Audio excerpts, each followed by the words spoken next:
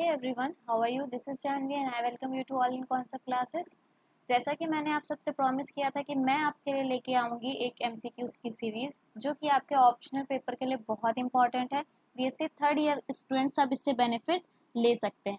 बहुत इंपॉर्टेंट है, सारे क्वेश्चंस आपको समझ में भी आएंगे एंड अटेम्प्ट करना भी आएगा। सो आइए स्टार्ट करते हैं।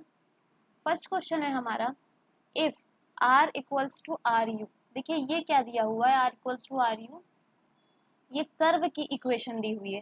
क्या दिया हुआ है? ये कर्व की इक्वेशन दी हुई है। और u क्या होता है? ये u होता है पैरामीटर, इसलिए क्या है? ये पैरामीट्रिक रिप्रेजेंटेशन है। क्लियर? वेयर u का इंटरवल भी डिफाइन है कि कहाँ से कहाँ तक जाएगी। The arc length of curve, हमें बताना है कि arc length of curve, curve की आर्क लेंथ क्या होगी। क्लियर? इट मीन्स देखिए, अगर आपको आर्क लेंथ पता है तो आप इसमें से डायरेक्ट आंसर टिक कर सकते हैं, बट अगर आपको नहीं पता है तो एक स्मार्ट गेस देखिए कर सकते हैं आप। इस तरफ आप देख रहे होंगे सिर्फ एस है। क्या है? सिर्फ एस है, ना तो इंटीग्रेशन है ना ही डिफ्रेंशिएशन है। इधर एक इंटीग्रेशन एक डिफ्रेंशिएशन, इधर सिर्फ एक इंटीग्रेशन, यहाँ पर भी एक इंटीग्रेशन, यहाँ पर एक इंटीग्रेशन एंड डबल डिफ्रेंशिएशन। अब देखिए, अगर आपको दोनों तरफ बैलेंस करना है तो इधर भी कुछ नहीं है तो इधर भी कुछ नहीं होना चाहिए। ये मैं आपको सिर्फ गेस करने का तरीका बता रही हूँ। तो देखिए, एक इंटीग्रेशन है एक डिफरेंशिएशन है। जब आप किसी क्वांटिटी को एक बार डिफरेंशिएट करते हैं फिर उसे एक बार इंटीग्रेट कर देते हैं तो आपको वापस से क्या मिल जाती है? वही ओरिजिनल वैल्यू, है ना। तो देखिए, मान लीजिए हमने क्या किया, इसे डिफरेंशिएट किया फिर से इंटीग्रेट, तो इन दोनों में क्या हो गया? अब ये दोनों बैलेंस हो गए। इट मीन्स आपका आंसर क्या हो जाएगा? ये एक गेस करने का तरीका है। अगर आपको बिल्कुल भी समझ नहीं आ रहा तो आप ऐसे कर सकते हैं। नेक्स्ट क्वेश्चन है हमारा, the point P on the curve R equals to r s at which, ये R डबल डैश है, इक्वल्स टू 0 इज कॉल्ड। कह रहा है कि एक कर्व है उसके किसी पॉइंट पे, मतलब उस कर्व की इक्वेशन क्या है? R equals to r s, उसका कोई पॉइंट हमने लिया है P। इस पॉइंट पे कह रहा है कि R डबल डैश की वैल्यू क्या है? 0 है। तो इस पॉइंट को हम क्या कहेंगे? तो इस पॉइंट को हम कहते हैं पॉइंट ऑफ इन्फ्लेक्शन। क्या कहते हैं? Point of inflection. देखिए, पॉइंट ऑफ इन्फ्लेक्शन क्या होता है? मान लीजिए आपके पास क्या है? कर्व है। क्या है? कर्व। मान लीजिए ऐसे क्या है आपके पास? कर्व है। तो बेसिकली ये कर्व को देखिए आप, तो यहाँ से कर्व स्टार्ट हो रहा है, ऐसे करके क्या हो रहा है? ये ऊपर जा रहा है। ऊपर जा रहा है तो ये क्या हो रहा है? इंक्रीज हो रहा है ना। इंक्रीज हो रहा है, इट मीन्स देखिए यहाँ तक इंक्रीज हुआ, फिर यहाँ से ये डिक्रीज होना स्टार्ट हुआ। डिक्रीज होना स्टार्ट हुआ कौन सा? ये वाला कर्व। लेकिन जो नीचे वाला कर्व है वो अभी भी क्या होते जा रहा है? इंक्रीज। तो यहाँ पर ही कहीं पर एक ऐसा पॉइंट होगा जो कि पॉइंट ऑफ इन्फ्लेक्शन कहलाएगा। क्यों? वो अब यहाँ इसके लिए तो वो डिक्रीज का काम करेगा, लेकिन इसके लिए क्या कर रहा है? वो इंक्रीज का काम कर रहा है। ये जरूरी नहीं है कि हमेशा इसके लिए डिक्रीज और इसके लिए इंक्रीज। जैसे यहाँ पर ही अगर कहीं पर ही आपको पॉइंट ऑफ इन्फ्लेक्शन मिलेगा तो वो इसके लिए इंक्रीज होगा और इसके लिए क्या होगा? डिक्रीज होगा, है ना। तो हमें बस ऐसा एक पॉइंट ढूंढना होता है, या आप इसे एक ट्रांजिशन पॉइंट की तरह समझ लें, जब एक क्राइटेरिया से हम दूसरे में मूव कर रहे होते हैं। क्लियर? तो इसे क्या कहते हैं? Point of inflection. और ये कहाँ होता है? R double dash equals to 0 पर। नेक्स्ट क्वेश्चन है हमारा, the arc length of one complete turn. Arc length निकालनी है एक कंप्लीट टर्न की, और वो है क्या हमारे पास? सर्कुलर हेलिक्स है। उसके लिए हमें r की वैल्यू गिवन है, u का इंटरवल भी गिवन है। सिंपल है। आर्क लेंथ का फॉर्मूला क्या होता है? s इक्वल्स टू इंटीग्रेशन, जिसने क्या कहा? वन कंप्लीट टर्न, मीन्स 0 से उसने अगर स्टार्ट किया है तो कहाँ तक जाएगा? वो 2 पाई तक जाएगा। क्लियर? फिर उसके बाद क्या आता है यहाँ पर? r dot. सो r आपके पास दिया हुआ है, आप इसको u के रिस्पेक्ट में डिफ्रेंशिएट कर देंगे, वो हो जाएगा r डॉट। और ये क्या होता है? d। बस सारी वैल्यू यहाँ पर ही आप पुट कर देंगे, you will get the answer. Clear? तो इसका आंसर क्या होगा आपके पास? ये। अगर अभी भी आपको समझ नहीं आ रहा तो ये क्वेश्चन मैंने टेंजेंट का जब मैंने क्वेश्चन कराया है तब वहाँ पर आई थिंक थर्ड या फोर्थ लेक्चर है, तो आप वहाँ से भी देख सकते हैं, वहाँ मैंने ये कराया है क्वेश्चन। फोर्थ है, if the order of contact between curve and point. मतलब देखिए क्या कह रहा है? Order of contact between curve and point is 3, then plane is. पूछ रहा है कि अगर कर्व और पॉइंट मतलब प्लेन है जो उसके बीच का जो पॉइंट है वो 3 पॉइंट ऑफ कांटेक्ट है, या ऑर्डर ऑफ कांटेक्ट उनके बीच में 3 है, मतलब वो एक दूसरे को टच कर रहे हैं या इंटरसेक्ट कर रहे हैं, तो वो क्या है 3 पॉइंट्स है। तो ऐसे प्लेन को हम क्या कहेंगे? देखिए क्या होता है ना, मान लीजिए ये क्या है, आपके पास कोई प्लेन है, ठीक, उस पर से क्या हो रहा है, ये कर्व ऐसे जा रहा है, तो ये कर्व और ये प्लेन यहाँ पर ही क्या होंगे, 3 पॉइंट ऑफ कांटेक्ट होंगे। तो वो कैसे होते हैं, देखिए मान लीजिए एक ये पॉइंट है, एक ये पॉइंट है, एक ये पॉइंट है, तो आपको क्या करना होता है, इन तीनों में से कोई एक पॉइंट को फिक्स करिए, कोई भी पॉइंट उसे फिक्स कर दीजिए और बाकी दो को उसके पास लाइए, है ना। मान लीजिए हमने इसे फिक्स कर दिया और इन दोनों को क्या कर रहे हैं, उसके पास ला रहे हैं, तो एक टाइम ऐसा आएगा जब ये तीनों पॉइंट एक पे ही कोइंसाइड कर जाएंगे, है ना। और जब वो कोइंसाइड कर जाएंगे एक साथ, जब वहां पर से जो कर्व और प्लेन पास होगा वो क्या होते हैं, ऑस्कुलेटिंग प्लेन। समझ में आया? जो ये प्लेन होगा वो ऑस्कुलेटिंग प्लेन और ये जो कर्व होगा वो ऑस्कुलेटिंग कर्व। समझ में आया? क्लियर हो रहा है? 3 पॉइंट ऑफ कांटेक्ट का मतलब ऑस्कुलेटिंग की कंडीशन ही यही होती है कि वो 3 पॉइंट ऑफ कांटेक्ट रखता है। चलिए आगे चले। अच्छा, इसमें एक पॉइंट और रहता है कि सर्कल की बात करें तो ऑस्कुलेटिंग सर्कल भी 3 पॉइंट ऑफ कांटेक्ट रखता है, लेकिन अगर पर्टिकुलर केस ले लें हम स्फेयर की, ऑस्कुलेटिंग स्फेयर की, तो वो 4 पॉइंट ऑफ कांटेक्ट रखता है। ऐसा नहीं है कि वो 3 पॉइंट ऑफ कांटेक्ट नहीं रखता है, ऑब्वियसली रखता है, लेकिन 4 उसका एक पर्टिकुलर केस है। फिफ्थ है हमारा the angle made by tangent at any point of the curve x, x y z तीनों वैल्यूज दी हुई है, with line y equals to z minus x equals to 0। देखिए हमें कहा गया है कि आपके पास टेंजेंट है, आपके पास लाइन है, आपको एंगल निकालना है। टेंजेंट खुद भी तो एक लाइन है, टेंजेंट क्या है, खुद भी एक लाइन है। तो ये लाइन मीन्स हमें दो लाइंस के बीच का क्या फाइंड करना है, एंगल। क्या करना है, दो लाइंस के बीच का हमें एंगल फाइंड करना है। तो सिंपल है, इसका डायरेक्शन रेशियो निकालिए, इसका डायरेक्शन रेशियो निकालिए एंड इस फॉर्मूले में पुट कर दीजिए। याद है बहुत छोटी क्लास में, आई थिंक 11th में ही आपने फॉर्मूला पढ़ा होगा। अगर आपको डायरेक्शन कोसाइंस के थ्रू करना है तो ये इन सब के जगह सिर्फ क्या लिखेंगे आप, L1 L2, ये क्या है डायरेक्शन कोसाइन है, plus M1 M2 plus N1 N2। Clear?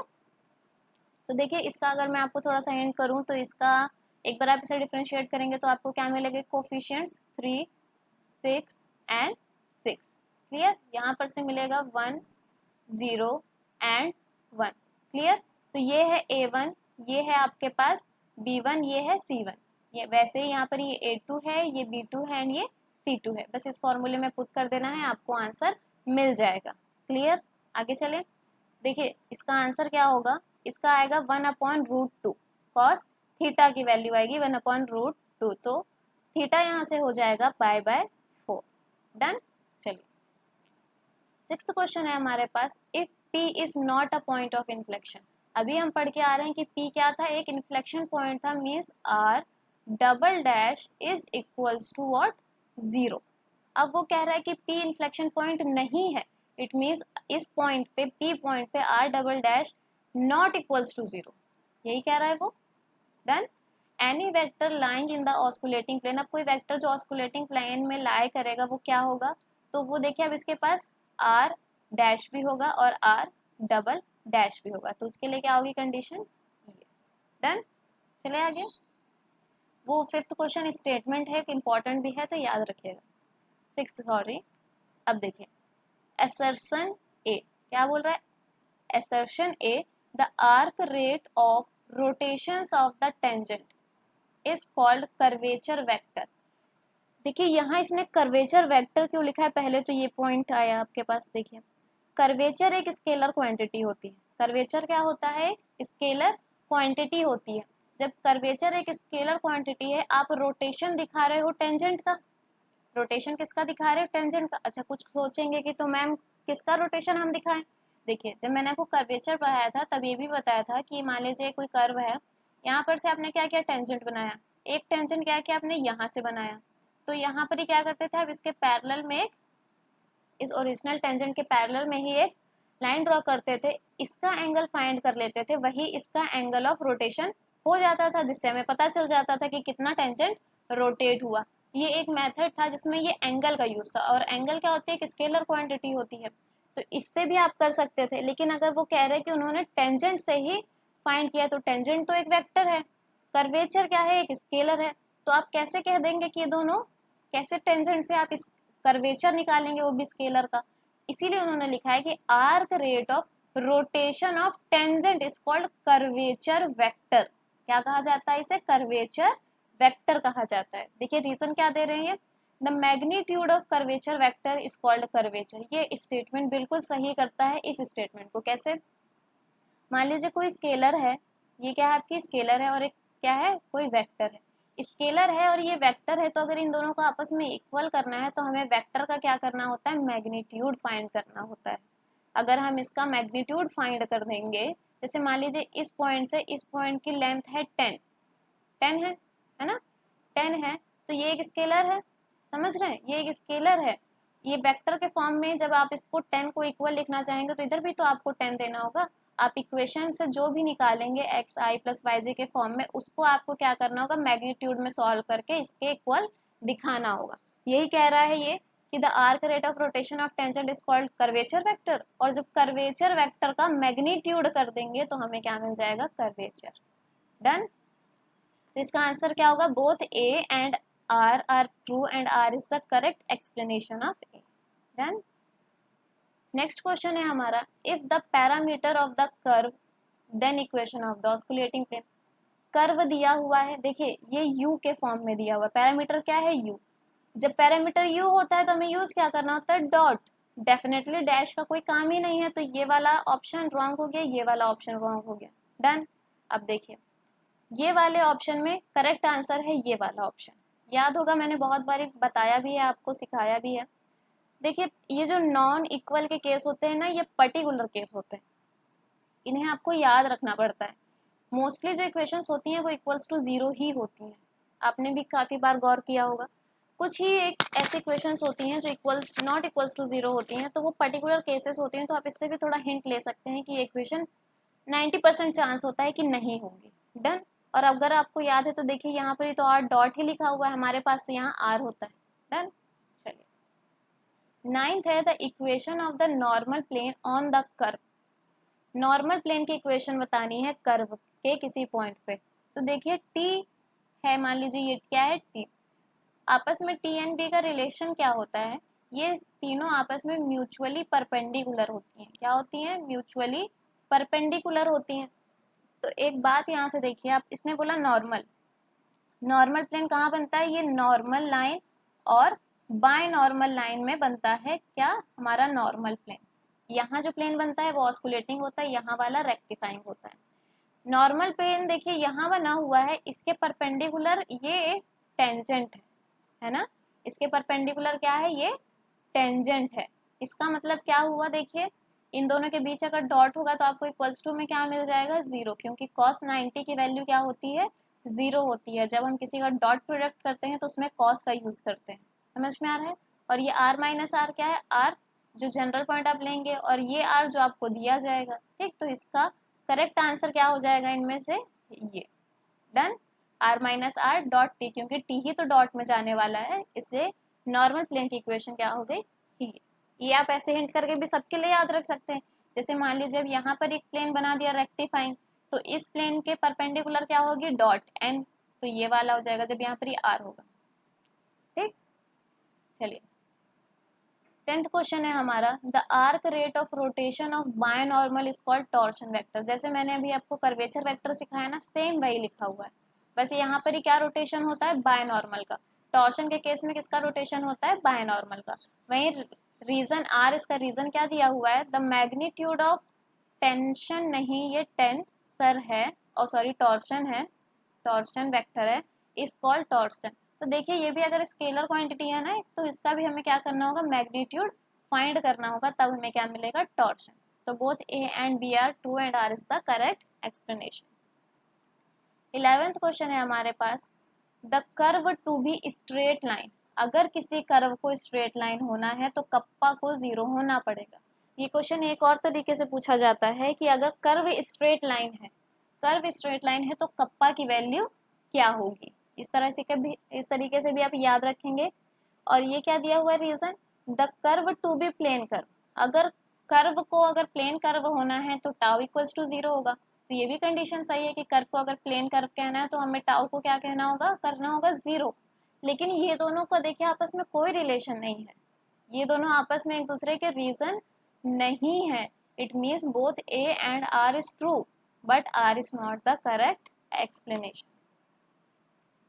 12th question है हमारा, the curvature and torsion of a circular helix. देखिए ये तो एक स्टेटमेंट वाला क्वेश्चन हो गया, इंपॉर्टेंट है, ध्यान से देखिए।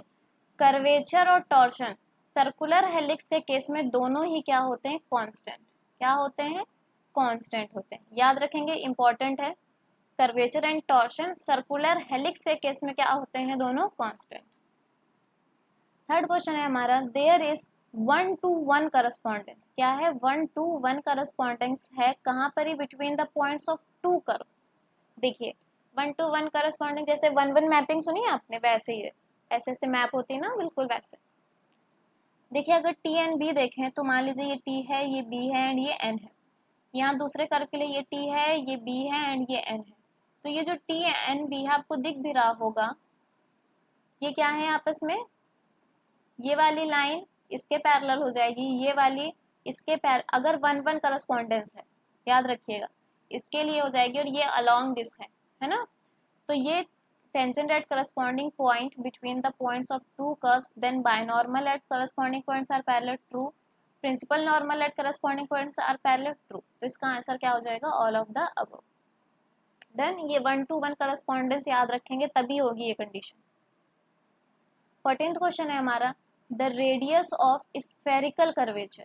क्या कह रहा है, the radius of spherical curvature of a circular helix is equals to.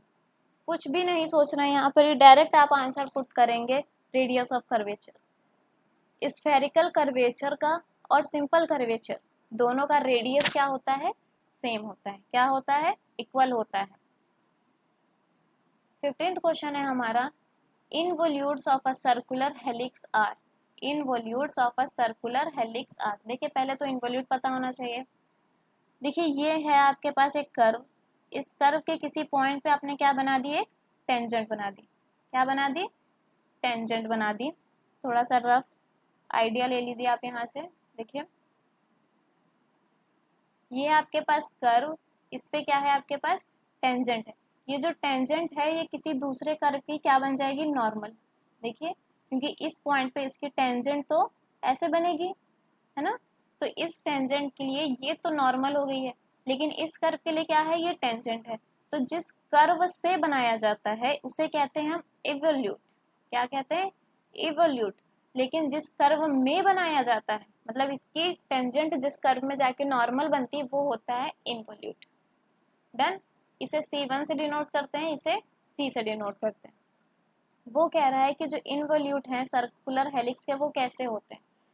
जो मैंने आपको बताया था कि सर्कुलर हेलिक्स ऐसे ऐसे रहता है ना, वो सिलेंडर के टाइप में। तो ये जो मान लीजिए इसके किसी पॉइंट पे आपने क्या बनाया, टेंजेंट बना दिया। क्या बना दिया, टेंजेंट बना दिया। उस टेंजेंट से अब ये तो किसी और की नॉर्मल होगी, तो वो क्या होगा, ऐसे ही तो कुछ बनेगा ना, इस तरीके से। तो ये क्या है, प्लेन कर्व में है, उसी कर्व में है ना। प्लेन कर्व मतलब वो बाहर नहीं जाएगी उससे, उसी में रहेगी। तो इसका आंसर क्या होगा, प्लेन कर्व। समझ में आया, क्लियर। मूव करें आगे, चलिए 16th क्वेश्चन है हमारा, the parametric equation of a helix. The parametric equation of a helix, ये मैंने आपको प्रूविंग भी कराई हुई है जब मैं आपको हेलिक्स की इक्वेशन सिखा रही थी। इसका आंसर है ये, इंफॉर्मेटिव क्वेश्चन है, आप बस इसको याद कर लीजिए, या फिर 2-3 बार रफली भी देखेंगे तो याद हो जाएगी। और आपको डिटेल में जाना है तो लेक्चर मैंने लिया है, बहुत डिटेल में एक्सप्लेन किया, वहां से अभी आप इसे समझ सकते हैं। A sine theta, A cos theta, A theta cot alpha. Next, the equation of expressing kappa and tau as function of arc length. देखिए पहले तो कह रहा है कि हमने एक्सप्रेस किया है कप्पा और टाउ को फंक्शन ऑफ आर्क लेंथ, तो पहले तो यही बताइए कि क्यों किया है। देखिए क्या होता है ना कि मान लीजिए ये कोई ऑब्जेक्ट है, इसको आप यहाँ से देखें, यहाँ से देखें, किसी भी रेफरेंस से देखें, मतलब कहीं से भी देख रहे हो, तो इसकी इक्वेशन तो चेंज होती जाती है। यहाँ से देखेंगे तो कुछ और, यहाँ से कुछ और, यहाँ से कुछ और, यहाँ से कुछ और होती है। लेकिन जब हम कप्पा और टाउ को मतलब इक्वेशन को इन्हें आर्क लेंथ के टर्म में रिड्यूस कर देते हैं, तब हमारे पास जो एक अच्छा प्रोडक्ट आ जाता है, क्या होता है कि अब जो है ये इसकी इक्वेशन फ्रेम ऑफ रेफरेंस पे डिपेंड नहीं करेगी। हम इसको कहीं से भी देखें इक्वेशन वही रहेगी। समझ में आया? हम इसे कहीं से भी देखें इक्वेशन चेंज नहीं होगी। और ऐसे इक्वेशंस को क्या बोलते हैं? Intrinsic equation. क्यों चेंज करते हैं हम? कि हम अपना फ्रेम ऑफ रेफरेंस चेंज करें लेकिन इक्वेशन चेंज ना हो। ऐसे इक्वेशंस को क्या बोलते हैं? Intrinsic equation. इंपॉर्टेंट है। 18th क्वेश्चन है हमारे पास, the necessary and sufficient condition for the curve to be helix is that curvature. देखिए, अगर आपको किसी कर्व को हेलिक्स कहना है, किसी भी कर्व को हेलिक्स कहना है, तो उसके लिए कंडीशन होती है ये। इंपॉर्टेंट है। इसका भी डेरिवेशन मैंने हेलिक्स जब पढ़ाया था तब कराया था। जिन्होंने मुझसे क्लासेस ली उन्हें याद होगा। इसके लिए भी मैंने आपको अच्छे से प्रूविंग कराई थी। याद रखिए, जो अभी अभी एग्जाम के टाइम देख रहे हैं वो इसे याद रखिए क्योंकि इम्पॉर्टेंट है। Clear? Necessary and sufficient condition curve को हेलिक्स होने के लिए क्या होती है? Kappa upon tau equals to tan alpha. Clear? 19th question है हमारा, the arc rate at which the binormal changes direction. पहले तो मैं समझा देती हूँ आपको। ये इस तरीके से मैंने आपको सिखाया था कि यहाँ पर टेंजेंट होती है, यहाँ पर ही दूसरी टेंजेंट होती है, फिर यहाँ पर ही हम इसके पैरेलल एक टेंजेंट बनाते हैं, यहाँ पर ही क्या होता है? एंगल होता है। ये सब बताया मैंने। यहाँ पर ही क्या हो रही है? देखिए, टेंजेंट का रोटेशन हो रहा है। ये टेंजेंट है, टेंजेंट का रोटेशन होता है तो हमें इससे क्या मिलता है? कर्वेचर, है ना? वैसे ही अगर जब बायनॉर्मल का क्या होता है? बायनॉर्मल की चेंजेस आती है डायरेक्शन में, तब उससे हमें मिल जाता है टॉर्शन। क्या मिल जाता है हमें? टॉर्शन। सिमिलरली जब प्रिंसिपल नॉर्मल का रोटेशन होता है तो क्या मिलता है हमें? Screw vector. क्या मिलता है हमें? Screw vector. इन तीनों का डेरिवेशन मैंने कराया है, अगर आपको डिटेल में देखना है तो आप देख सकते हैं। क्लियर? लास्ट क्वेश्चन है हमारा, the arc rate at which rotation of the principal normal. देखिए यहाँ क्या पूछ रहा है? Rotation of principal normal. तो इससे क्या मिलता है हमें? Screw curvature. डन? क्लियर हो गया? ये आज का हमारा लेक्चर था। आई थिंक आपको यूजफुल लगा होगा। एमसीक्यूज बहुत इंपॉर्टेंट है, तो हम नेक्स्ट लेक्चर में मिलेंगे। आई होप आपको समझ में आया होगा। इसकी पीडीएफ आपको मेरे टेलीग्राम चैनल पे मिल जाएगी। अगर अभी तक आपने उसे ज्वाइन नहीं किया है तो प्लीज़ उसे ज्वाइन कर लीजिए। क्लियर? जिससे आपको सारी नोटिफिकेशन तुरंत मिलती रहे। ऑल राइट, तो हम फिनिश करते हैं अपना लेक्चर। नेक्स्ट वीडियो में मिलेंगे। Thank you.